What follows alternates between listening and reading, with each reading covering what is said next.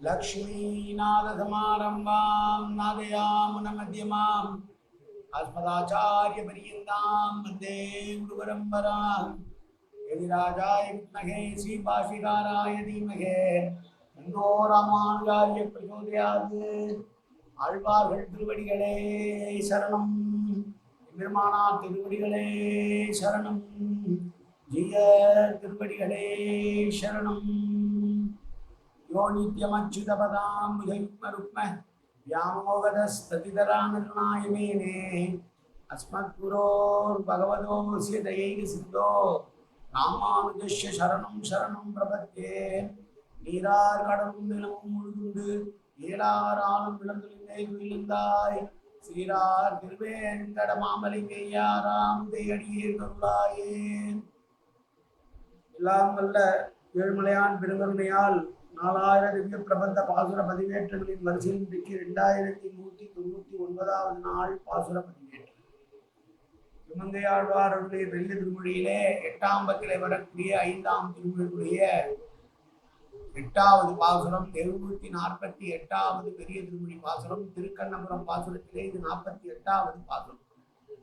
முதலிலே தனியன் கலையாமி கலித்வம்சம் கவிம்லோக திவாகரம் விஷயோபி பிரகாசாபி ஆபித்யம் மிகதம் தம வாழி பரகாலன் வாழி கலிகன்றி வாழி குறையூர் வாழ்வேந்தன் வாழியரோ மாயோனை வாழ்வழியால் மந்திரங்கள் மங்கேர்வோன் தூயோன் சுரமான வேல் நெஞ்சுக்கு இருள் கடி தீபமடங்கா நெடுங்கிரவி நெஞ்சுக்கு நல்ல அமுதம் தமிழ் நன்னூல் துறைகள் அஞ்சுக்கு இலக்கிய மாரண சாரம் பரசமய பஞ்சு கணல் உபரி பரகாலன் படுவர்களே எங்கள் கதியே ராமானுஜமுடியே சங்கை கடுத்தாண்ட தவராசா பொங்குபுகள் மங்கையர் போல் இந்த மறையாயிரம் அனைத்தும் தங்குமணம் நீ எனக்கு தா மாலை தனிவழியே பறிக்க வாழும் என்ன கோலை பதிவிருந்த கொற்றவனே வேலை அணைந்தருளும் கையால் அடியை வினையை துணித்தருள வேணும் துணிந்து.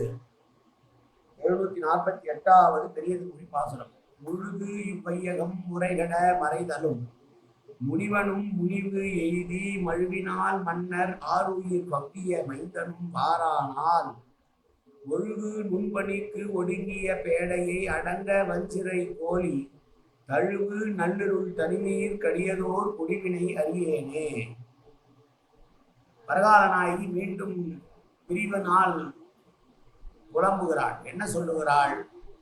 முன்னொரு காலத்திலே இந்த உலகம் முழுவதும் அவரவர்களுக்கு செய்ய வேண்டிய காரியங்களை செய்யாமல் முறைகட்டு வாழ்ந்து அதனால் அனைவருக்கும் மரியாதை குறைந்து போகுமாறு இருந்ததனாலே ஜமதக்னி முனிவனுடைய மகனாக அவதரித்து பரசுராமனாய் மாறி சத்திரிய வம்சத்தை 21 தலைமுறை தன்னுடைய கோடாலினால் வெட்டி சாய்த்து அதனால் ராமன் என்று இயற்பெயர் கொண்டவன் பரசு ஏந்தி சத்திரியர் வம்சத்தை பூங்கோடு அழித்ததால் பரசுராமன் என்று அழைக்கப்பட்டு அந்த பரசுராமன் கூட இப்போது வரமாட்டான் போலிருக்கிறது. ஏனென்றால் எங்கெல்லாம் தவறு நடக்கிறதோ அங்கெல்லாம் செல்வான் என்றால் இங்கே என்னை பிரிந்து சென்றிருக்கிறான் இவன் தலைவன், ஆனால் வரமாட்டேன் என்கிறானே பரசுராமன் வரவில்லை. குளிர்காலமாக இருக்கிறது. பெருகுகின்ற சிறு பணிக்காக வெளியிலே சுத்திவிட்டு வந்த பெண் பறவையானது ஒடுங்கி கொண்டு உட்கார்ந்து தன்னுடைய கூட்டிலே இருக்க அதனுடைய குளிரை போக்குவதற்காக பறந்து வந்த ஆண் பறவையானது அதனை தன்னுடைய சிறங்குகளால் அணைத்து கொண்டு அதை பேடையினுடைய குளிரை போக்குகிற இந்த கொடுமையான குளிர்காலத்திலே தனிமையாய் இருப்பதை காட்டிலும் மிகப்பெரிய கொடூரமான வேறொரு பாவத்தை நான் செய்திருக்க மாட்டேன் என்று சொல்கிறார்.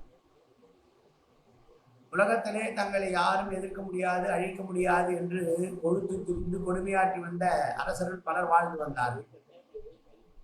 அவற்றை நாசம் செய்ய வேண்டும் என்று முடிவு செய்தான் பெருமான். அதற்காக எடுத்த அவதாரம் பரசுராம அவதாரம். சிவாம்சமாக ருத்ராம்சமாக இருக்கக்கூடிய ஜமதக்னி முனிவருக்கும் ரேணுகாதேவிக்கும் மகனாக பிறந்தார். ஒருமுறை கார்த்தவீர்யார்ஜுனன் ஜமதக்னி முனிவருடைய ஆசிரமத்திற்கு வர அங்கே அவர் வணங்குகிற பசுவினால் அவர் கேட்பதையெல்லாம் அது கொடுத்து வந்த அத்தனை பேருக்கும் உணவு கொடுக்கப்பட்டது. ஒரு ஏழை முனிவனால் இவ்வளவு பேருக்கும் உணவு பரிமாற முடியும் என்றால் அது என்ன காரணம் என்று கேட்டீரோ, நான் வணங்குகிற காமதேனுவனுடைய கன்றாகி இந்த பசுதான் என்று சொல்ல இவ்வளவு பெரிய பொருளை உனக்கு எதைக்கு காட்டிலே வைத்துக் கொண்டிருக்கிறாய்? எனக்கு அதைத்தான், நான் அரசன், எனக்கு தான் அது தேவை என்று கேட்க முடியாது என்று ஜமதக்னி மறுக்க, நீயா நானா என்று பார்த்து விடுவோம் என்று சொல்லி அந்த பசுவை இழுக்க போக, அந்த நந்தினி என்கிற பசுவானது இவர்கள் எல்லோரையும் கொடுக்க, மிகப்பெரிய கோபத்திலே கொண்ட அந்த காட்டு விதியார்த்தனன் இருநூறு நாளில் ஜமதக்னி முனிவர் தவத்தில் இருக்கும் பொழுது வந்து அவருடைய தலையை கொய்து விட்டு அந்த பசுவை தூக்கி சென்று விடுகிறான். சோறு போட்ட பாவம் ஜமதக்னி முனிவருக்கு, தீயவனுக்கு சோறு போட்ட பாவம் மரணத்திலே முடியும். இதையெல்லாம் உணர்ந்து கொண்டான் ரேணுகாதேவியினுடைய மகனாக வந்திருக்கிற ராமன். எங்கோ தர்பைக்குள்ள இருந்து கொண்டிருந்த ஒரு அந்தன சிறுவன் தான் அந்த ராமன். வந்தான், தன்னுடைய தந்தைக்கு ஏற்பட்ட கோலத்தை பார்த்தான். உணவு கொடுத்த ஒருவனை கொண்டு போடுகிற அளவுக்கு இந்த அரசர்களுக்கு பொறுப்பேறி இருக்கிறது என்று சொன்னால், இந்த அரசர்களை நாம் அழித்தே தீருவேன் என்று சபதம் செய்கிறான். நான் 21 தலைமுறை அழித்துவிட்டு வருகிற வரையிலே என்னுடைய அப்பாவுக்கு நான் சம்ஸ்காரம் செய்ய போகிறேன் என்று உறுதியெடுத்துக் கொள்கிறார். அதே போல சென்று 21 காட்டு விழாது நம்முடைய மகன்கள் 3 தலைமுறை 7 தலைமுறை 7 தலைமுறை அரசர்களை எல்லாம் சுற்றி திரிந்து தன்னுடைய கோடாரியால் வெட்டி சாய்த்து விட்டு தன்னுடைய தந்தைக்கு இருக்கிறே செய்தார் பரசுராமன். அப்படி எங்கெல்லாம் தீங்கு நடக்கிறதோ அந்த தீங்கை போக்க வல்லவனாக இருக்கக்கூடிய பரசுராமன் கூட இங்கே வரவில்லை. ஏனென்றால் நான் துன்பப்படுகிறேனே, என்னுடைய துன்பத்தை போக்க வரவில்லையே. கடுமையான குளிர்காலமாக இருக்கிறது. ஒரு பறவைக்கு கூட தெரிந்திருக்கிறது குளிரிலே தன்னுடைய வெட்டை குருவியானது குளிரிலே நடுங்குகிறது என்று தன்னுடைய சிறகுகளால் அதை அணைத்துக் கொள்ளுகிறது, குளிரை போக்குகிறது. ஆனால் தனிமையிலே நான் தவிக்கிறேனே, என்னுடைய விரகதாபத்தை போக்க அவன் வரவில்லையே, நான் இதைவிட ஒரு மிகப்பெரிய பாவம் என்ன செய்திருக்கிறேன் என்று சொல்லி நாயகனுடைய பிரிவை மட்டும் ஒரு பாசுரத்தால் நயம்பட உரைந்திருக்கிறார் நம்முடைய திருமலை ஆழ்வார். இந்த பாசுரத்திலே கண்ணபுர பாசுரம்.